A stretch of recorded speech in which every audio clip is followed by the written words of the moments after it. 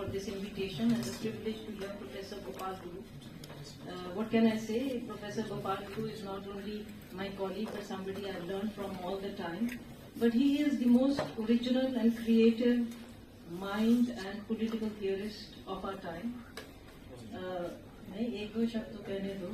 Partly because there are many reasons for this. It's also something you should discover for yourself by reading him and hearing him.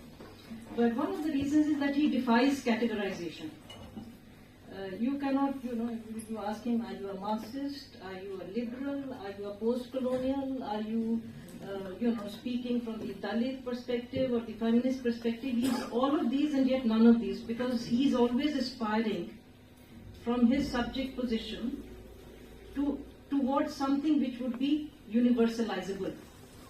So there is in him and in his thinking, I think, something very unique, which is located in the subject position he has, but not restricted therefore only to that. So he doesn't provide a perspective. He has and wants you also to aspire to a way of thinking which can be universalized. So it's always a privilege and an honor to hear Professor Guru, and nice of you.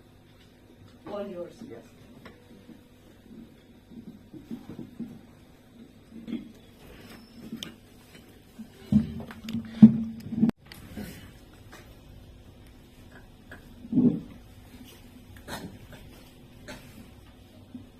I must thank Nitish and Professor Gurpreet Mahajan for nice words they have said about me or for me. I was telling Gurpreet that, if you tout the dholak or a tabla, if you tout it too much, it might burst. So the introduction have to be smaller actually, not a bit longer. But I think I must really thank Gurpreet for having given a very accurate but soothing, elevating introduction of mine. And so she is very nice, and she has a double quality of being socially and cognitively generous to me and to others as well. So don't take her seriously. You have to keep me on probation. I must thank the JNU Academy, about which I have learned some 3 years back, maybe 4 years back. And they have been trying 6 years? Yes. I'm sorry. And so I was planning seriously to come and speak from this platform, but some reasons, because of the COVID and some reasons, I couldn't make it. But I'm really very happy to be here among you and speak to you this evening. And this committee room actually brings a lot of very vibrant, if not tantalizing, memories of intellectual and political kind. And I feel actually inspired by the inspiring faces sitting in the hall all the time. And this picture, this image of you is no different than the image I had before 2018. 2018 July I retired from JNU. So I have very vibrant memories, and I feel so much, I hate that word, but I feel ontologically always related to your concerns and aspirations for very creative intellectual activism. I have a weakness of celebrating the intellectual urge of students in this university, that they always are ahead of time in terms of the intellectual time that we find in other universities. So I have a weakness of actually sustaining in celebrating the image that I have built up I have inscribed in my memory. So thank you very much for coming in this number. I wouldn't name the number, but it's really very inspiring. I was talking to this topic. What is why, Who needs an intellectual? what it does, Who needs an intellectual? oh sorry, I thought why one requires intellectual password. But who needs intellectual password is the preposition that has come up through rounds of discussions with Professor Mahendra Thakur, Professor Gurpreet Mahajan. I was talking to Supriya. Supriya said, what is it? It looks very, very ambiguous. Yeah, it is ambiguous. Password is not ambiguous. Password actually is a very, it has become a, it's, you are familiar with it, you know, password. Once you are actually operating on digital devices, you just can't do without password and OTP. But then I thought, you know, I thought, you know, what is this password? I tried to map it onto intellectual cultural practices. And then I thought, can you really import this word into our cultural thinking of knowledge system, producing knowledge? And then I thought, you know, this word has become a canonized metaphor for a canon. And then we find that certain people adopt certain intellectuals or scholars' work as the necessary unavoidable password. That is to say, to your own work, an independent access is not possible. You can open up your own file through the password. And I find this, and I discussed normally with, and Sundar Saruka, I made a reference today in the seminar. He's also attending. Come for the German Studies seminar on enlightenment. So we're discussing, I always discuss with Gurpreet, you know, why is that? Scholars, NRI scholars are in India, quote only scholars from NIRI, from foreign universities, not from India. Their password is fixed, isn't it? So that also gives us a feeling that as if we are not worthy of any intellectual attention. Our work doesn't really matter. It's not worthy of any referencing. So the password, which is intellectual, works in a system where you find password is giving some leverage to you.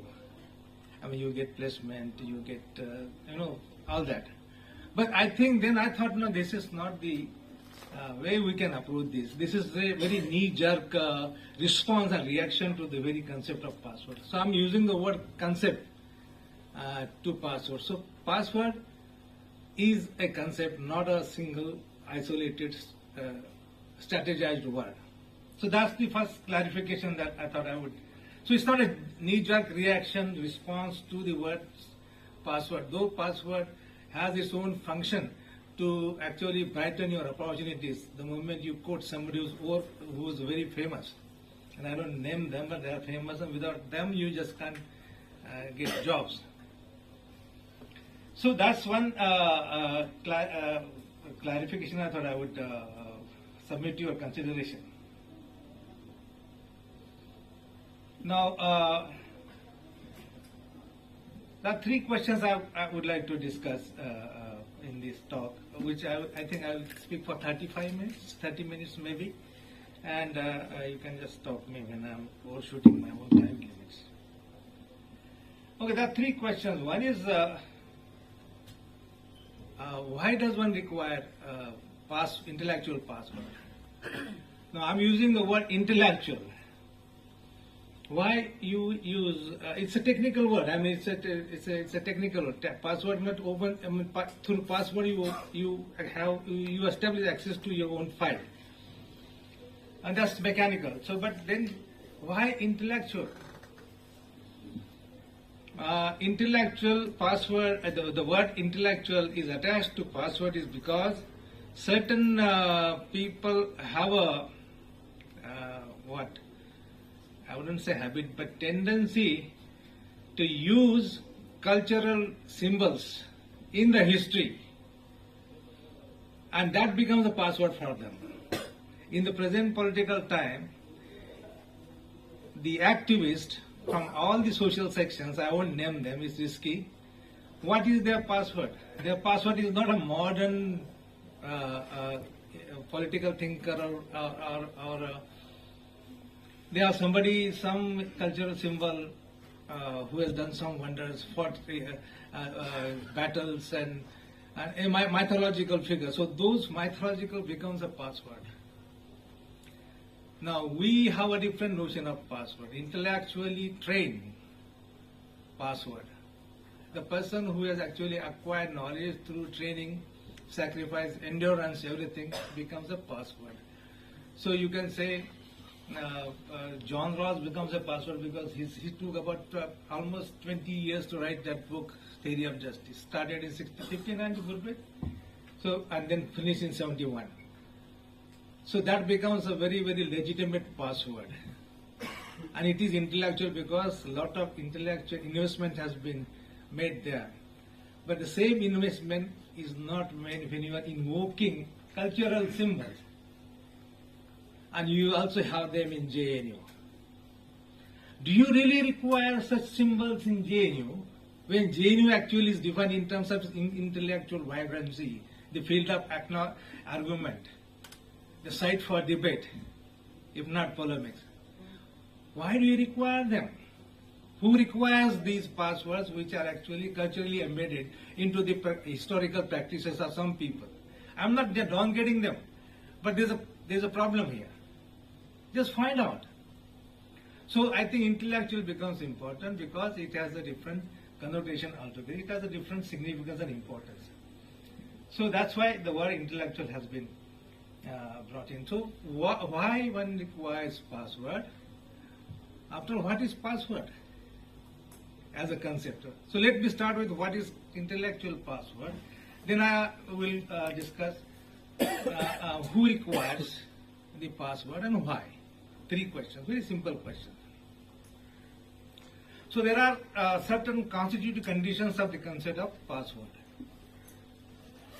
One condition I would like to highlight is this laukika. That is, laukika is a Sanskrit word, and that I have translated. My Sanskrit is not very good for obvious reasons. I have not been trained in Sanskrit.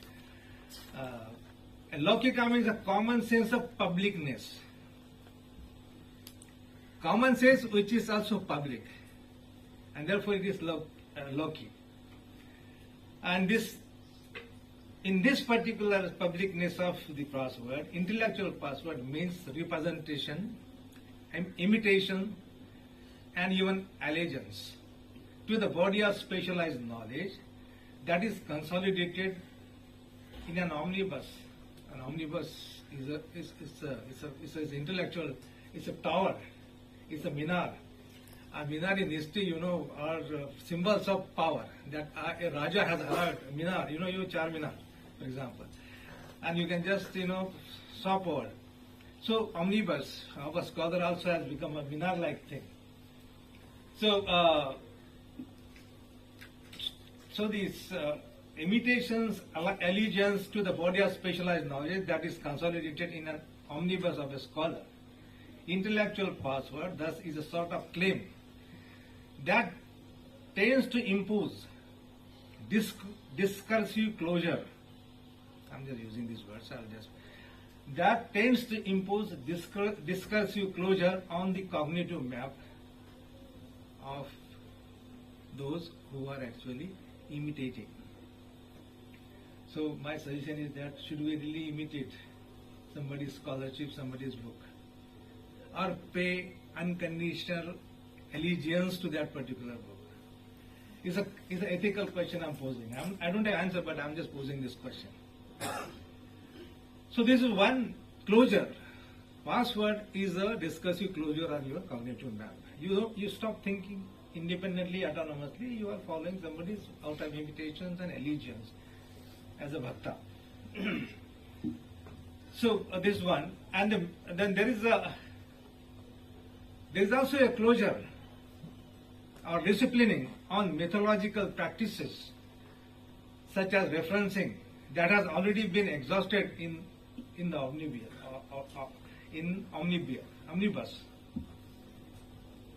References already exhausted in omnibus. You have seen omnibus, in the bookstores. So there, all the references there. You don't have to search for new references. All the references are controlled, and you don't have any fresh references. Therefore, there is a closure, even methodologically. And that's why intellectual password is a discursive closure in one sense. Omnibus becomes a classic that would be that the reader gives us, that a reader acquires a secure relief, if not confidence, not to go either outside or beyond this omnibus. So that's another closure. So in one sense, in negative sense, intellectual password becomes it's a very disabling window in a way. It is only through such a work one believes that he or she can access the field of knowledge which otherwise is likely to remain inaccessible or unintelligible for its creative but cognitive disposal. You are actually disposing the knowledge without really giving any credence and articulation to that knowledge. So I think closure is really a problem. So intellectual password in a negative sense is thus a canonical creation that needs to be followed in order to assign in order to assign even an aesthetic sense to the process of creating knowledge. So the knowledge in social sciences, humanities, of course, in social science we are not really attached aesthetic and knowledge production in social sciences. It's a very dull, dry, docile kind of creation. So can you really understand the very growth of social sciences by using? Can you make it more aesthetic than dull and dry? This was the discussion that was happening in the earlier session in German studies. So this one. So there's a negative connotation to the intellectual password. Password has become a kind of a discursive closure, which really does not allow you to really think afresh in terms of references. So then there is another problem with the intellectual password. I'm already sounding to be post deconstructionist, but I have nothing to do with that. So I'll come back to that. You can ask those questions. In a methodological sense, in the earlier days before the advent of the digital, intellectual password was known as the key word and the key concepts. So there were books on key concepts in philosophy and theory and all that, and post-colonial studies. And you have books in Jawahar and other places. You have these books on key concepts. Simply speaking, password has been treated almost as a mathematical formula that is required to resolve a given problem and also to gain knowledge. So it says a mathematical formula. Is password a mathematical formula? The question that we have to answer. Okay, so there are key concepts that one needs to order. I'm saying there is a need for key concepts. You can actually define the import of password into your own intellectual practices. There are key concepts that one needs in order to unfold the complex reality and makes it more intelligible for the cognitive disposal again. Thus, methodologically speaking, concepts in humanities and social sciences act as password which serve our research for being arbitrary in its content and private in its language. Put it simply, while you are writing your dissertation, what is the language do you want? And we had a debate, can you really use private language to write dissertation? What are the linguistic requirements of this dissertation? In literature, you can import language which is not the language, which is not a standardized, protocol-wise, which is not a standardized language. If somebody is writing a dissertation on autobiographies, can that person really use his or her private language? And will it have an aesthetic value? And what should I do as a teacher, a guide from the social sciences and humanities? Should I allow that private language to be a legitimate parameters to pass your MPhil? So there is a problem there. So at least concepts, you can't dispose, you can't avoid concepts. Concepts actually give you some kind of a handle to assign some kind of coherence, conceptual coherence to your complex details that we have collected from the field. And that is how you get some kind of a, you can build up a framework around your own work, and that is how you can assign some kind of aesthetic value to it. So the aesthetic in social sciences can be a case. That can be a case, but Professor Mahajan will take methodological objection to it, and I want to listen to her after I finish. Since accessing complex world of reality is not the easy task, one requires concept as password that can capture complex reality, more or less in totality. I'm just qualifying. We have a confidence in social sciences that you actually devise. Do you have a reason? The function of reason is to create concepts. The function of reason is to create concepts that will actually capture complex reality, diverse reality, multiple reality in its totality. I mean, you are not you are giving a coherent picture of reality. But is that claim to totality a complete claim? If that was the claim, if that was the claim, singular sovereign claim, then why do you have different theories? Why do you have different concepts? As Professor Mahajan said, categories, and I don't really put a closure on categorization. It is open-ended. And at the same time, it is universalizable. I mean, so thanks for that qualification. So, it is more or less always. So you don't, I mean, those people who actually make concept as a very, very rigid, dogmatic password, their research has no bright future. And that's why we do some borrowing from the West. Isn't it? Our concepts are dull. They are actually, their capacity to capture reality has been exhausted. They have become almost redundant. We must borrow fresh concepts. That is our urgent, our earnest need, earnest desire. So, more or less, because concepts are vulnerable to, why the word more or less? There is no claim of absolute confidence or absolute possession of the concept. Oh, I have got full of concepts, my pocket is full of concepts, and I have no problem, I am secure. I have got a very, very reliable, absolute, adequate concepts to handle my own research. But that is half the claim, not full claim. Those people who are creative, they will always make more or less, not final word. There is not a final vocabulary in terms of concept that we actually pilot for our process for our own research. More or less because concepts are vulnerable to lose out themselves from the grip of crucial part of reality. That's the whole thing. For example, some affirmative concepts can capture the broad patterns of social reality, and not, but they also lose out from their cognitive grip the negative part of that reality. I'm repeating this. Some concepts can really capture the affirmative part of that reality. For example, John Rawls' concept of social justice. These are all, and we have discussed that in this last book on the spheres of injustice. If you have a chance, please look at the first chapter.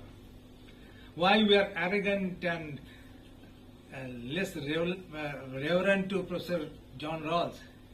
Because we thought that his theory is good as a universalizable theory, tautologically coming down from the top to the bottom, from America to India, from Brahmin to Shudra and women. I'm just giving different symbolic metaphors. But, and when we teach in the classroom, as if the theory is complete, perfect, adequate. But can you really confidently say that it has captured all the dimensions, aspects of reality? The answer is no. And that's why feminists have done a wonderful job of actually asking serious questions to John Rawls. Are the Bahujans in a position, Dalits in a position, tribals in a position to ask the same questions to John Rawls? Should it not become your part of a discussion at the Ganga Dhaba?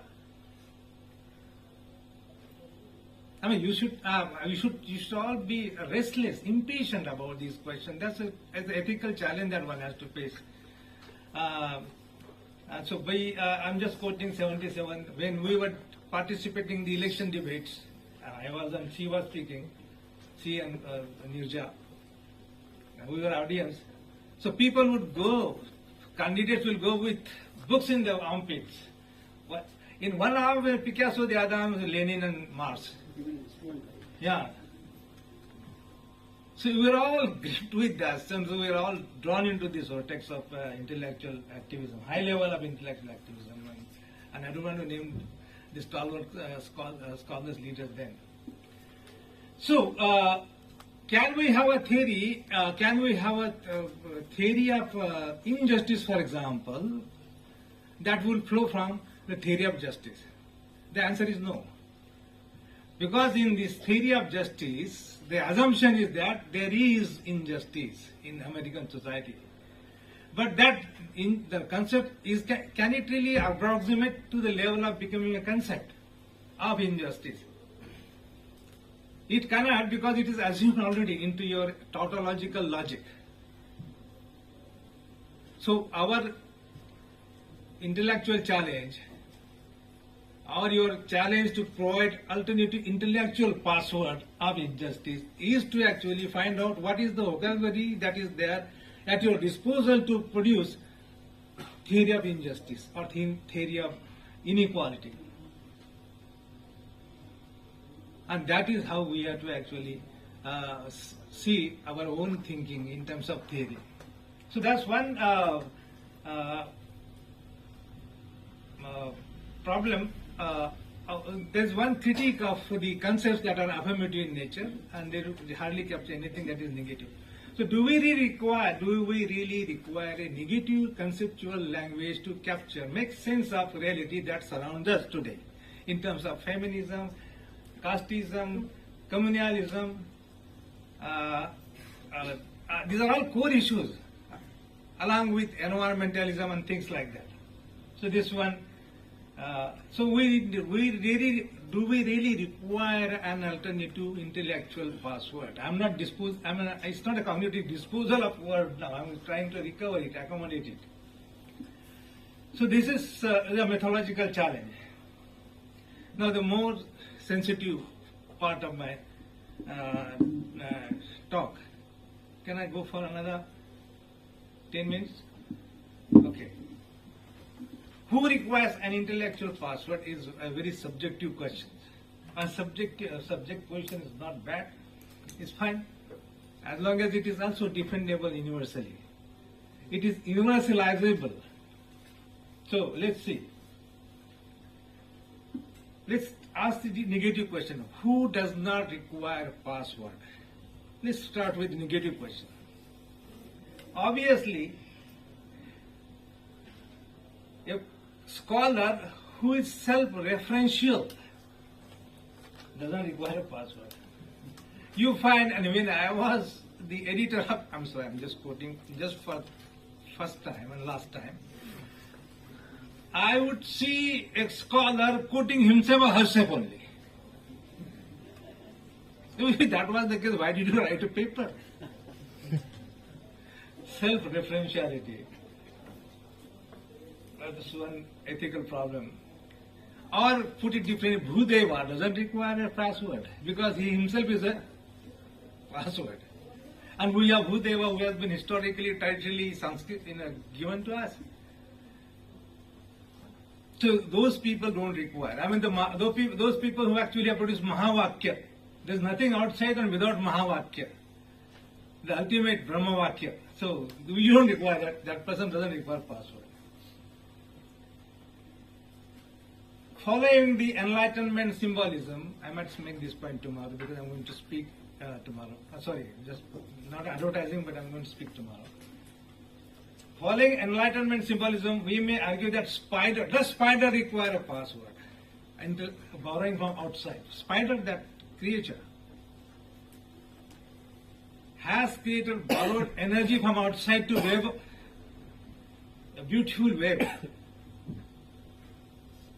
हमने सोचा नहीं, हमने देखा नहीं कभी इसके तरफ कि ये कैसे बनाता है जाली, कभी सोचा हमने नहीं थी सोचा है. और वो इवोल्यूशन में भी उसका क्या है हमको पता नहीं. I haven't read anything about it, but one has to understand that spider has some kind of inner essence, energy to actually, ऐसे अभी तो करता है ना, क्या मूवी में करता है ऐसे स्पाइडरमैन. मैन क्यों कहते पता नहीं मगर हो गया. So this is can I mean is it possible to use this symbol as a spider? And he is a very famous person, very famous 19th, 20th century social thinker whose name is Vitthal Ramji and who is not talked about much, but is very relevant.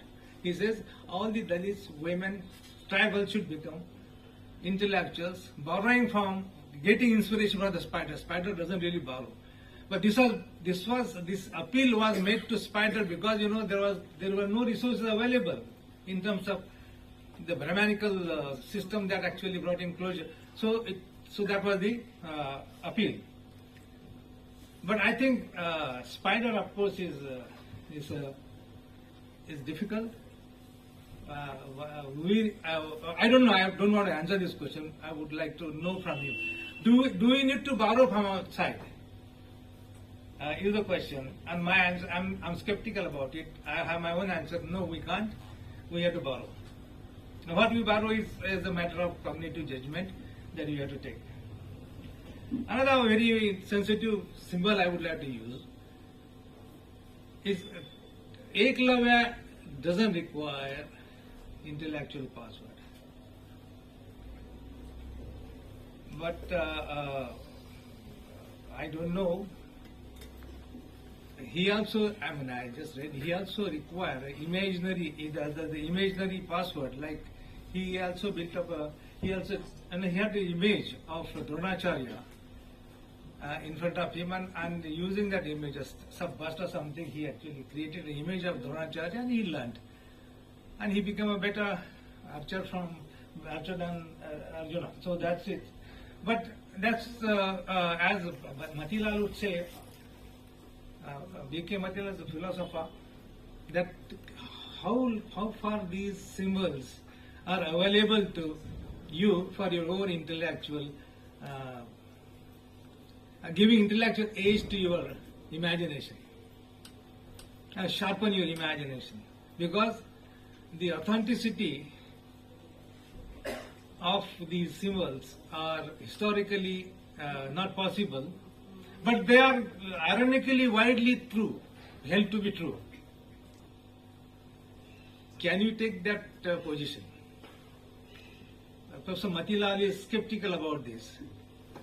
So when you are actually trying to make a case, how long should we be using Eklavya as the reference point, the password? This is the question I am not going to answer, because it's risky to answer this question in black and white. So, okay, let's go to some more explanations, much serious explanations. These people don't require. Now, in England, in the early part of the 20th century, there was a Rastafari movement, actually led by the blacks from Scandinavian countries in 19th century. And they would say, look here, I don't require any recognition from you, whites, British whites, because I can develop my own energies on my own. I don't require any certificate from you. I don't require any password from you. So can we take that position as well? Or going back to the Buddhist philosophy, Attadipo, I am the light of myself. I am the light from within. I become the intellectual password of myself. I don't want to borrow light, extra surplus light from outside. How to explain this? Isn't this Attadipo Bhava, be your own light, constitutive of the other? You get light only in relation to the other. If other is not there, there is no light. So the Attadipo is already always constitutive of the other. So we have to actually redefine what is Attadipo Bhava, then what is normally defined by scholars who define Attadipo Bhava. Okay, who requires the password? The positivity. Those who do not have it requires it, obviously. But on what count do they require it? On account of the absence of their own intellectual tradition, they require. You can then add fully Ambedkar in this. Because they don't have their own tradition, they have to borrow from outside. And you can see the intellectual history. Now you should also read, I was reading R.S. Khare's The Untouchable by himself. And there he is arguing that, the untouchable pandits, scholars have actually developed their own intellectual capacity outside the formal resources that were available during the late 19th century and early 20th century. So they require this. This question is important. Was Ambedkar did he show any kind of a cognitive or basically cognitive, not social, because that untouchable himself, he couldn't have that resource with him, the social generosity. Social generosity is available only with the upper caste, not with the lower caste. So he had only cognitive generosity. So he of course followed all the dissenting heterodox traditions, starting from Lokayata Buddha down to Phule. So that whole generation of full of scholars, they search for such password in history of critical intellectual tradition. Thus, in the framework of internally critical tradition, one who is constituted but not consumed by the compelling logic of the password. I'm using two words, and I think these words are so important for you and me to keep in mind all the time when you do your intellectual exercise, your practice. You have a password. You are already constituted by that password. A password means you have a reference to Buddha. You are already constituted by that password, but you are not consumed by that password. So constituting and consuming, these are diametrically opposite words. And if you are consumed by the word, he wouldn't have really written Buddha and his Dhamma, Ambedkar. So he was not consumed. So you as a student, I as a student, have to be all the time skeptical, on guard to see that you are not completely consumed into the logic. You are not mesmerized by this. You should be alert all the time. And that is a very novel, ennobling intellectual virtue that one can really possess. So Ambedkar was constituted by Buddhism, but not consumed by orthodox aspect of Buddhism. That's why Neo Buddhism. His new interpretation of Buddhism suggests that he refused to be consumed by the logic of orthodox Buddhism. So you require password, but not to be consumed by that password. Second, those who have serious stake either in accessing truth and readiness to decipher the meaning that would flow from this truth require password. And arguably, Buddha becomes a password for those who in Buddha find their password. Now this is bit, let me repeat for my own clarification. The social truth, for example, is in the social hierarchy. The social truth is in the social hierarchy, and the meaning that would flow from this social hierarchy is the state of slavery. So meaning is slavery, the truth is hierarchy. Because it is only through the social practices any truth can emerge. Just as in Habermas's sense, any truth can emerge only through the deliberation. And we may have panga with Habermas, and we really have panga with him. So, a person who requires a password, you have to name the password because you are actually concerned about actually gleaning out truth from the social practices and the meaning that flows from this. And truth is meaningful because it has a meaning to it. Otherwise, it doesn't have any. It's just a word. We can expand the scope of this question and ask much broader question: who can do social theory? Therefore, who can do social theory? A fellow who has a stake in discovering truth. If you have a stake in discovering truth in casteism, you will do good social theory, because social theory is actually aimed at discovering truth. But you should go beyond that and also find out the normative aspect which is actually embedded in the meaning of that truth.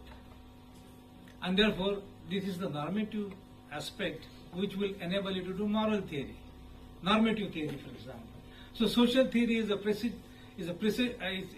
first, you require a social theory first on priority, but you also require, that is inadequate, you also require a normative theory. So you have a division. That's division we have learned all these years. Okay, so this is the these are two aspects which will actually make a case for having a password which is actually alternative password, very, very vibrant password that actually has promised to take a flight into emancipation. Okay, so then I will have to make a last point and then I will stop and then we can discuss. Okay, so this is, and this really, it will take only 3 minutes, and so I will just stop there. Again, coming back to aesthetics, the third point, you actually require we require an alternative password to actually create aesthetic value in that particular password. It is aesthetic on the ground that it is enabling. It enables us to assign conceptual coherence to the body of knowledge that is produced through the rigorous training in methodology. Most importantly, it is an aesthetic. It has an aesthetic value in as much as it helps us to instantiate normative